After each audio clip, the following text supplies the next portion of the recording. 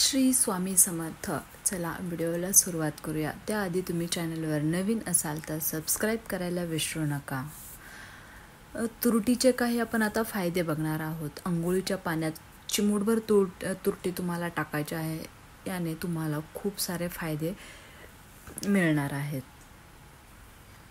तुरटीचे अनेक फायदे आहेत. काही लोकांनाच माहिती असेल, पण पाण्याने अंघोळ केल्याने अनेक समस्या दूर होतात. तुरटीच्या पाण्याने किरकोळ जखम झाली असल्यास तुरटीच्या पाण्याने अंघोळ देखील करू शकता. तुरटीच्या पाण्याने अंघोळ केल्याने थकवा आणि वेदनांपासून सुद्धा आराम मिळतो चांगल्या प्रकारे.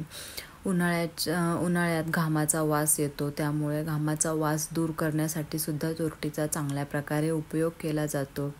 याने तुमच्या घामाचा वास येणार नाही. तुरटीचे तुरट गुणधर्म केसांची मुळे मजबूत करण्यासाठी सुद्धा मदत केली जाते. याने केस तुटत नाही आहेत. तुरटीच्या पाण्याने जर केस धुतले तर ते अजिबात सुद्धा तुटत नाही आहेत. आठवड्यातून 2दा तरी तुम्ही तुरटीच्या पाण्याने अंघोळ करत जा, केस धुत जावा. तुरटीमध्ये दाहक विरोधी गुणधर्म असल्याने ते सूज कमी करण्यासाठी सुद्धा मदत करतात.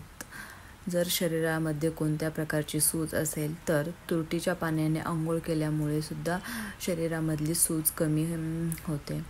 तुरटीमुळे सुरकुत्या, मुरूम किंवा वांग या प्रकारचे जे चेहऱ्यावरील स्किन प्रॉब्लेम आहे ते सुद्धा तुम्ही तुरटीच्या पाण्याने घालवू शकता. रोजच्या रोज तुम्हाला तुरटीच्या पाण्याने चेहरा स्वच्छ धुवायचा आहे. तुरटीचा अतिवापर करणे सुद्धा शरीरासाठी घातक आहे. त्वचेवर जळजळ होऊ शकते शरीराच्या.